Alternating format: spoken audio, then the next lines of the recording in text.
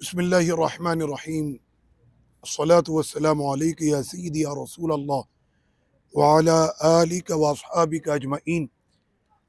आज सरज़मीन अंबिया सरज़मीन मुक़द्दस मुल्क शाम दमिश्क में मरकज़ शाम इस्लामी इंटरनेशनल के पाकिस्तान के तमाम सूबों से और इलाक़ों के ये खुशनसीब तलबा, यूँ कहें कि पाकिस्तान के सारे झिलमिलाते सितारे इस वक्त मेरी नज़रों के सामने है कि यहाँ पर शहर कराची की रोशनियाँ भी हैं और यहाँ पर पंजाब का जो है वो बहता पानी, कश्मीर की वादियाँ,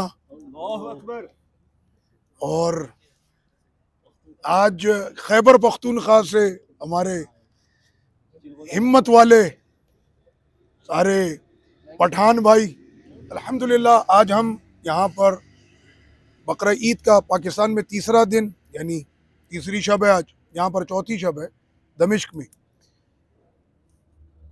और प्रदेश में देश की जो है वो याद बड़ी आती है, और ख़ास तौर पर कि जब कोई हमारा इस तरह से त्यौहार आए, ईद उल फितर है, ईद उल अज़हा है, ईद मिलादुन नबी सल्लल्लाहु अलैहि वसल्लम है, तो इन ईदों पर बड़ी याद आती है। तो अल्लाह पाक ने हमें ये मुक़द्दस ज़मीन अता की है। अभी क़ुरबानियों से फ़ारिग़ हो गए, तो कल आप तलबा मेरे साथ क़ुरबानी में शामिल रहे और अल्हम्दुलिल्लाह रब्बे करीम ने वतन अज़ीज़ पाकिस्तान से और पाकिस्तानियों से ये एक बहुत बड़ा काम लिया कि अपने शामी भाइयों से, अपने फ़लस्तीनी भाइयों से इज़हार यकजहती और इनसे मोहब्बत करते हुए मुस्तहिक़ीन में बहुत बड़ी तादाद में अल्हम्दुलिल्लाह जो है वो क़ुरबानी का गोश्त तक़सीम किया गया और आज के दिन तक वो सिलसिला जारी रहा। और ये वो ज़मीं है कि जहाँ पर आने के लिए हज़रत सैयदना मूसा अलैहिस्सलाम ने तमन्ना की कि जब मलकुल मौत का वो फरिश्ता उनकी रूह कब्ज़ करने के लिए आया, तो हज़रत मूसा अलैहिस्सलाम ने रब्बे करीम से कलाम करते हुए कहा कि मालिक मुझे इतनी मोहलत मिल जाए कि मैं उस ज़मीं पर दाखिल हो जाऊँ कि जो शाम की ज़मीन। जब अंबिया इकराम ने ये तमन्ना की, और वो भी सैयदना इब्राहीम खलीलुल्लाह अलैहिस्सलाम उलिल आज़म रसूल, तो कल मैं अपने उन साथियों से ये कह रहा था कि ये हमारे लिए कितने बड़े एज़ाज़ की बात है कि कभी हमने सोचा भी ना था। कभी वाक़या करबला में दमिश्क का ज़िक्र सुनते थे तो ख़्याल आता था कि ना जाने दमिश्क कैसा होगा। तो आज रब्बे करीम ने हमें उस मुक़द्दस वादी मुल्क शाम दमिश्क में, कि जिसके लिए आका करीम सल्लल्लाहु अलैहि वसल्लम ने मुतअद्दिद मरतबा इरशाद फरमाया, सहाबा इकराम जब पूछते थे कि सरकार हम कहाँ जाएं, तो आका फरमाते थे शाम चले जाना। फिर पूछते कहाँ जाएं, फरमाया शाम चले जाना। और ये हदीस कुदसी में है कि मुल्क शाम में वही दाखिल होता है कि जिसे अल्लाह चुन लेता है। तो इससे बढ़कर शरफ़ और एज़ाज़ क्या हो सकता है कि अल्लाह पाक ने हमें इस ज़मीन पर मौजूद रखा। लेकिन आज की खासियत यह है, वो ईद मिलन इस वक्त शहर कराची में और पूरे पाकिस्तान में जो है वो नौजवान महफिल सजाते हैं, और उन महफिलों के अंदर जो हुल्लड़बाजियाँ होती हैं कि रात भर उन्होंने डेक पर गाने, वो भी इतनी ऊंची आवाज़ में कि ख़ुद तो उन्होंने अपनी रात जैसे गुजारनी है, लेकिन कम से कम आसपास वाले भी उनको कोई दुआएं नहीं दे रहे होते कि जिनकी नींदें हराम हो रही होती हैं उनके डेक की वजह से। क़ुरबानी, इसका मतलब ही क़ुरबानी है। तो हमारी इस महफिल में तिलावत की गई, नाज़ शरीफ पढ़ी गई, और उसके बाद जो है मोहब्बत भरी बातें हो रही हैं, ईद की खुशियाँ आपस में एक दूसरे को बांट रहे हैं। पाकिस्तान के झिलमिलाते तमाम सूबों के सितारे यहाँ पर इस वक्त जो है वो तलबा की सूरत में मौजूद हैं। और अल्हम्दुलिल्लाह ये एज़ाज़ की बात है कि पाकिस्तान को एक नहीं 3 मरतबा यहाँ पर जो है इंटरनेशनल इस्लामिक सेंटर के अंदर फ़ाइनल में जो है पूरे 18 मुल्कों में और टॉप करने की जो है वो शर्फ़ और एज़ाज़ हमारे मुल्क को हासिल है। हमारे तलबा ने जो है वो एजाज़ हासिल किए हैं। और इंशाअल्लाह मुझे उम्मीद है कि इस साल भी तैयारी है ना, इस साल भी इंशाअल्लाह टॉप पोजीशन पाकिस्तान की होनी चाहिए इंशाअल्लाह ताला। तो भाई ये कह रहा था कि वो जो ईद मिलन के वो लोग जो करते हैं, तो मेरे भाई मैं तो यही पैगाम देता हूँ, कुर्बानी कुर्बानी है उन खुश नसीबों के लिए कि जिन्होंने अपनी कुर्बानियाँ मुल्क शाम में कराई हैं, उस ज़मी पर कराई हैं कि जिस ज़मी से कुर्बानी वाले का ताल्लुक है। हज़रत इब्राहीम खलीलुल्लाह अलैहिस्सलाम का ताल्लुक इस ज़मी से है, मुल्क शाम से। हज़रत इस्माइल अलैहिस्सलाम का ताल्लुक जो है वो इस ज़मी से है, इसलिए कि कमो बेश 1.25 लाख अंबिया कराम रुसलान इज़ाम का जो ताल्लुक है वो इसी ज़मी से।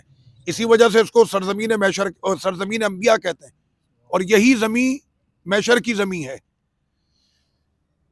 और दूसरा ये कि वो जो ईद मिलन होती है, मैं अपने इन तलबा की वसातत से, ये सारे कुरान के हाफिज़, कुरान के आलिम, और इनकी दुआएं हमेशा अपने वतन के लिए, अपनी आवाम के लिए, अपनी अफवाज के लिए, ये दुआओं की तो बरकत है कि पाकिस्तान के तैयारे रॉकेटों के बीच में घूम रहे थे और उन्हें कोई टच भी ना कर सका। वो ठीक है कि पायलट अपना कमाल दिखाता है, लेकिन उन गोलों और गोलियों को आगे पीछे करने वाले कुछ रूहानी ताकतें भी होती हैं। तो ये वही ताकतें हैं कि जो इस वक्त में इब्नुल अरबी के दरबार में और यहाँ पर मसाजिद में, मज़ारात पर जो दुआएं हो रही थी, ये उन दुआओं की बरकत है। और ये सारे कुरान के हाफिज़, कुरान के आलिम इस वक्त यहाँ पर मौजूद हैं और ईद की जो है वो खुशियाँ बांट रहे हैं। तो मैं उनको कहूँगा कि कुर्बानी जो है ये एक बहुत हसीन अमल है, और मोमिन की ये शान होती है कि वो हर वक्त अपनी हर चीज़ की और हर किस्म की कुर्बानी के लिए वो तैयार रहता है। अभी तो हमने जानवरों की कुर्बानी की है, मोमिन तो इसके लिए भी तैयार रहता है कि अगर अपनी जान भी कुर्बान करनी हो तो उसके लिए भी वो तैयार है। क़िबला शेख अब्दुल अज़ीज़ ने बड़ा प्यारा जुमला कहा, जो कुर्बानी के वक्त वो तशरीफ़ लाए, तो अपने उस जुमले के अंदर उन्होंने ये कहा कि वो कौम कि जो गाय की पूजा करने वाली है, वो कैसे उस कौम को शिकस्त दे जो अल्लाह के नाम पर गाय को ज़िबा कर देती है। तो कुर्बानी के इस मकसद को हमारी बिलखुसूस नौजवान नस्ल समझे। और मैं ये भी कहूँगा कि इस साल मुझे पता चला मवेशी मंडी में बड़े बड़े जो कुर्बानी के जानवर, लाखों करोड़ों के जानवर फ़रोख्त करने वाले, उनको इस दफ़ा काफ़ी नुकसान उठाना पड़ा है। खैर, हम दुआ गो हैं, हम तमाम तलबा और यहाँ पे उलमा उनके लिए दुआ गो हैं कि अल्लाह पाक उनके खसारे को पूरा कर दे और उनको नुकसान से बचा ले। यानी मुझे तो ये तक पता चला कि लोगों को हार्ट अटैक तक की नौबत पड़ गई है कि इतने बड़े बड़े नुकसान हुए हैं। अल्लाह पाक किसी का नुकसान ना करे, लेकिन मैं उनसे ये ज़रूर कहूँगा कि अब से भी कुर्बानी का जो हसीन फ़लसफ़ा है उसकी तरफ लौट जाएं। कुर्बानी करें खुदा के लिए। अल्लाह की बारगाह में ना तुम्हारी कुर्बानियों का गोश्त पहुँचता है, ना खून पहुँचता है, अगर पहुँचता है वला की यनालुहु तक़वा, लेकिन अल्लाह की बारगाह में तक़वा पहुँचता है। तो तक़वे वाली कुर्बानी की जाए। यहाँ पर कुर्बानी स्लॉटर हाउस में होती है, घर के सामने नहीं होती। तो मैंने कहा भी था कि एक पैगाम दें कि यहाँ पर सारी कुर्बानियाँ होती हैं स्लॉटर हाउस में, और बड़े बड़े जानवर होते हैं भाई, लेकिन होते स्लॉटर हाउस में। आए, उसी वक्त जानवर ख़रीदा, उसकी कीमत अदा की, उसको ज़िबा किया, उसकी थैलियाँ और बोटियाँ बनी और उसके बाद उसको तकसीम कर दिया गया। ये दमिश्क में इस तरह से होता है और तकरीबन दुनिया भर में इसी तरह होता है। मैंने कहा चलो एक काम करते हैं, एक साल हमारी आवाम या हमारी गवर्नमेंट ऐलान कर दे कि इस साल कुर्बानियाँ पाकिस्तानी स्लॉटर हाउस में करेंगे।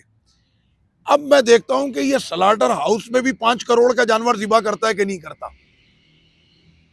अगर ये स्लॉटर हाउस में जाकर 5 करोड़ का जानवर खरीद कर उसी वक्त में उसे अगर ये कुर्बान करता है, तब तो मैं कहूँगा कि हाँ वाकई में ये सारी कुर्बानियाँ जो इसने माजी में भी की हैं वो अल्लाह के लिए की हैं, किसी को दिखाने के लिए नहीं। लेकिन स्लॉटर हाउस में 5 करोड़ से अगर वो 50,000 और लाख रुपए बन गए तो फिर उसको खुद सोच लेना चाहिए कि दाल में कुछ काला नहीं, बहुत ज़्यादा काला था। सही है। और मैं उन तमाम नौजवानों को भी कहूँगा कि कुर्बानी से पहले रब्बे करीम ने फरमाया इन्ना सलाती, मेरी नमाज, मेरी कुर्बानी, व महयाया, मेरी ज़िंदगी, मेरी मौत, सब अल्लाह के लिए है, रब्बुल आलमीन के लिए है। और हमने जितने भी जानवर कुर्बान किए अल्हम्दुलिल्लाह, सबसे पहले हर जानवर से पहले ये दुआ हमने पढ़ी है और ये कुर्बानी के वक्त पढ़ी जाती है दुआ। लेकिन इसमें पहली चीज़ क्या आई? मेरी नमाज। वो कुर्बानी करने के लिए जा रहा है 5 करोड़ की, और पता ये चला कि उसने ना ईद के दिन की फजर पढ़ी है ना ईद की नमाज पढ़ी है, और कुर्बानी करने जा रहा है वो 10 करोड़ की। तो इस चीज़ को भी उसे सोचना चाहिए। और ईद मिलन की जो पार्टियां हैं ज़रूर मनाए, दोस्त साथी बैठे, लेकिन उन महफिलों में अल्लाह रहमत नहीं करता कि जहाँ पर हरामकारी हो, हराम का काम हो, या कोई भी ऐसा अमल के जो अल्लाह को नाराज़ करने वाला हो, वहाँ पर रहमतें नहीं बरसती। तो अपनी महफिलों को कि जो कुर्बानी हज़रत इब्राहीम अलैहिस्सलाम ने अपने लख्ते जिगर के गले पर छुरी रख दी थी, ऐसे थोड़ी सैयदना इब्राहीम अलैहिस्सलाम को ये मकाम है कि उनकी हयात तय्यबा से लेकर आज तक हमारी नमाजें मुकम्मल नहीं होती कि जब तक कि हम ना पढ़ लें अल्लाहुम्मा सल्ली अला सय्यिदिना मुहम्मद व आलि सय्यिदिना मुहम्मद कमा सल्लैता अला सय्यिदिना इब्राहीम व अला आलि सय्यिदिना इब्राहीम। आज भी उनका जिक्र हमारी नमाजों में होता है। यह है उनकी कुर्बानियों की वजह से कि जो इब्राहीम अलैहिस्सलाम ने पेश की है। तो अल्लाह पाक हम सबको, हमारे इन तमाम जवानों को कि जो उम्मत के रहबर, उम्मत के कायद और इंशाअल्लाह दीन के आलिम, मुफस्सिर और मुहद्दिस और मुख्तलिफ इख्तिसासात के अंदर यहाँ पर अपनी जो है वो तालीम को जारी किए हुए हैं, कि जिनके हमेशा हाथ अपने वतन के लिए, अपनी फ़ौज के लिए और अपने इदारों के लिए हमेशा उठे रहते हैं कि अल्लाह पाकिस्तान को भी तासुब क़यामत इस्तेकाम और इस्तिक़रार के साथ रखे। हमारी पाक फ़ौज को अल्लाह पाक क़ुव्वत, ताकत और हिम्मत और ज़्यादा अता फ़रमाए। अल्लाह पाक हमारे तमाम इदारों की हिफाजत फ़रमाए। अल्लाह पाक अवाम पाकिस्तान की जो है वो हर मकाम पर जो है वो हिफाजत फ़रमाए। ये दुआएँ हमेशा हमारे इन तलबा की रहती है। अल्लाह पाक हमारी इस महफ़िल को और इन तमाम अमलों को और जितनी कुर्बानियाँ पाकिस्तान की तरफ से सरज़मीन शाम में की गई, अल्लाह पाक उन सबको कबूल फ़रमाए। पाकिस्तान जिंदाबाद, पाक फ़ौज जिंदाबाद, अवाम पाकिस्तान पाइंदाबाद।